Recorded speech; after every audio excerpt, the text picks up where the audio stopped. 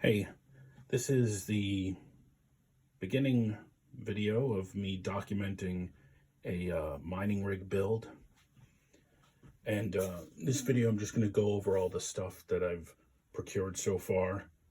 We'll talk about each of the components and just some design ideas what I'm thinking about. And it's just basically a culmination of things I've found on the internet, just seeing what other people have done. And I just kind of wanted to make it do kind of like a proof of concept for myself that I could build one of these things. So the base of the unit is this motherboard that I got off of Amazon.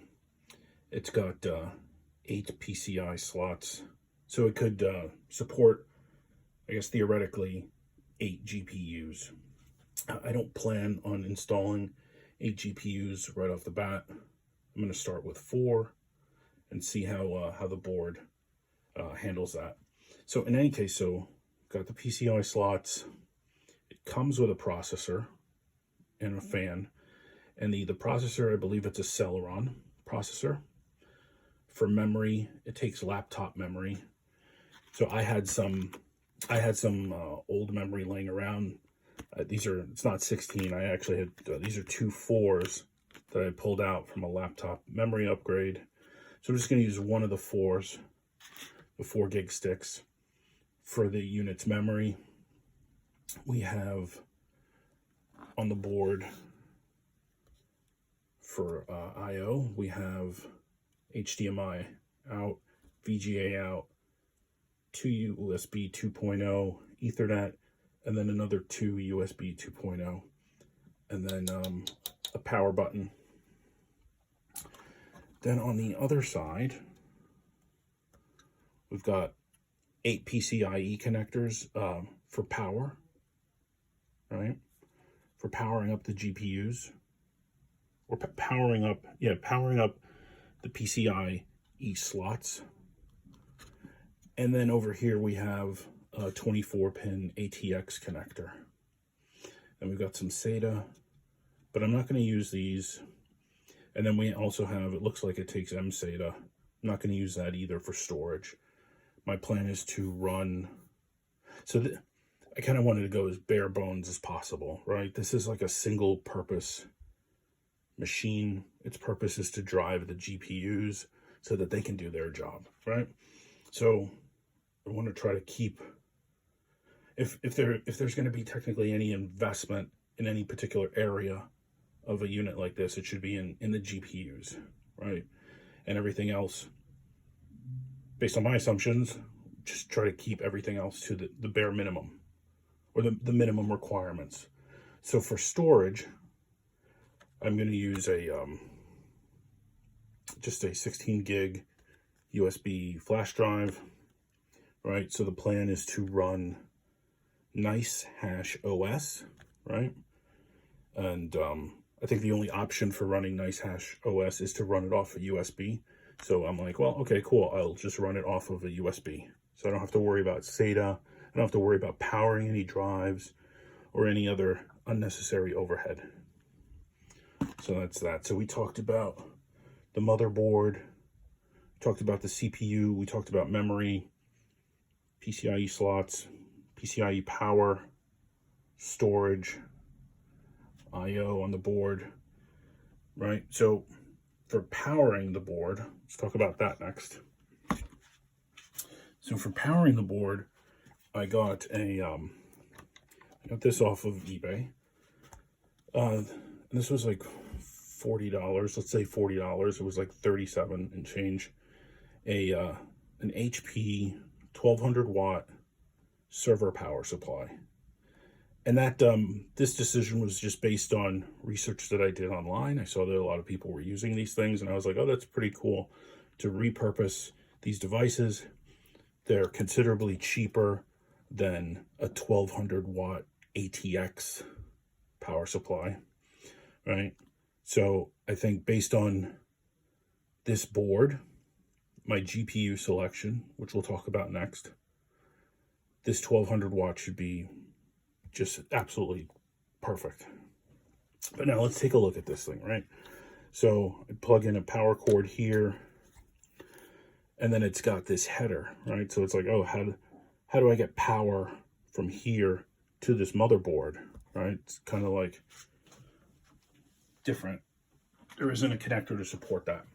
So there's like these aftermarket breakout boards. So I got this off of eBay, and it came with a bunch of PCIe cables. So this board, it's got 12 power connectors, 6-pin power connectors. It connects to the power supply like this, right? Connects to the header that way. This LED, based on what I saw in pictures, it's just going to show me my voltage output. Or actually, I think the displays I saw, just the pictures I saw on the internet, it was just showing like, I think it's just like voltage. Yeah, voltage output. So it was showing like 12 volts, 12 point whatever volts output. So that's how I'm going to power the motherboard. Oh, excuse me. That's how I'm going to power the GPUs. Okay. But now it's like, wait a minute. I have this ATX motherboard. It's got this ATX connector. How am I going to power up the motherboard? Well, I haven't received the part for that yet, but basically I ordered it from Parallel Miner. There's a device called a Pico PSU. It looks like it's a 180 watt, like DC to DC power supply. So it takes input, it has a 6-pin connector. Input will take power from this breakout board. Then there's a 24-pin connector, and then there's looks like the power supply is built onto the 24-pin connector. So that's how I'm going to power up the ATX motherboard. Right, so this supplies power to this breakout board, power to the GPUs, and then it's also going to power this other power supply. And once I get that and I have the build going, I'll do another video and show what that looks like. I've seen other options that other people have done where they use, like, say a small, like, traditional ATX power supply to power up the motherboard, and then they'll use a server power supply to power up the GPUs. I kind of really just wanted to have everything coming from one power supply to avoid any issues with grounding, as well as issues with possibly backfeeding power from one power source to another. I know that there are videos that address those issues, those considerations, but I kind of just wanted, for my design, I just wanted to have it all fed off of a single power supply. Okay, so we talked about the motherboard, power, memory, storage. Let's talk about the GPUs. So for this build, it's my first. It's a proof of concept. I wanted to go with something inexpensive, right? And right now GPU prices are crazy. Aftermarket prices are insane. So this is an RX470. It's a 4 gig model, and I have 4 of them. So I got those. These were like $200 a piece, which I know it's crazy, but based on what this GPU can revenue based off of NiceHash's website, its profitability calculator, and the cost, so the revenue and then the cost of each of these, I found that this option would be more profitable for me than using a higher priced GPU, right? So you could end up getting a higher priced, say a GPU that revenues a lot, right? $3 to $4 a day for a single GPU. Let's say it costs like, I don't know, $1,000 to $1,500. You run the numbers, you might find that, at the end of the day, your gross profit on that GPU is less than the gross profit on this unit, right? So as of like yesterday evening, This was about $1.30 per unit, and that takes into account my my electrical costs. Like, so where I live in the Northeast, I'm like 13 cents a kilowatt, which is high. And so after that, the calculator was saying I could do about $1.30 per unit. But then based on my cost per unit, right, about $200, and then some other miscellaneous costs I had, because I wanted to take into account the cost of all the other components. My my gross profit using this was higher than using say say there was a 470 8 gig or 1070 or even high. I was looking at also, like, say the Vega 64 or something. You know, those revenued more, but they cost more.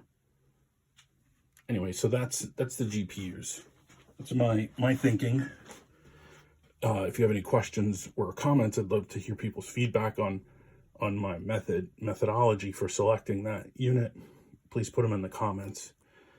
All right, so now for cooling the entire unit. So the build, I want to have it just go into like an open frame rig, right, with just some aluminum angle and some wood, completely open.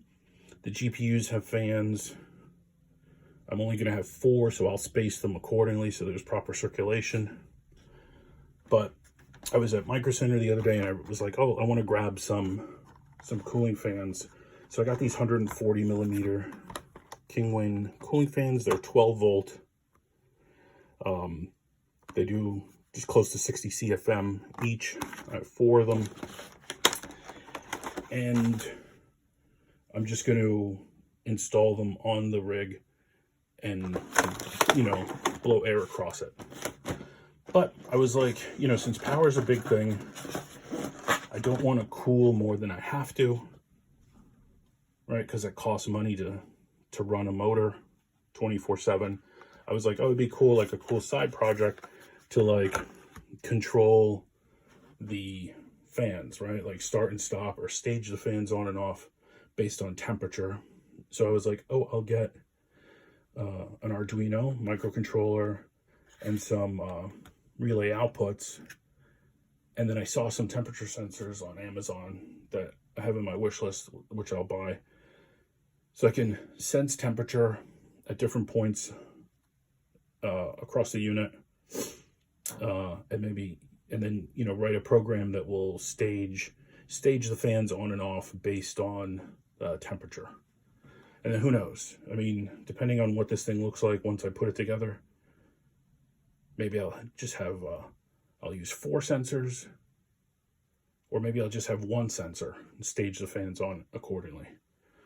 But we'll see. That's just a side project. It really has nothing to do with mining. That has more to do with just like controls. And then finally, because power consumption is a big deal, I wanted to monitor my power consumption. So I bought this at Micro Center, and it's a kilowatt electricity usage monitor. So I'll have the entire rig just plugged into here so that I can monitor how much power I'm consuming. So I'm pretty psyched about that. What would be really cool is if I was able to I've never used one of these before, so I don't know if it has any sort of logging, like data logging capabilities, but it would be really cool to then be able to pull that data into a database someplace so I could just see history, like over time, of my power consumption, and then maybe compare that with some other variables or parameters like ambient temperature or who the hell knows, other stuff. So anyway, that's it. If you have any questions or feedback, just please throw it in the comments. And if you like what you saw or heard, please like this video. Thank you.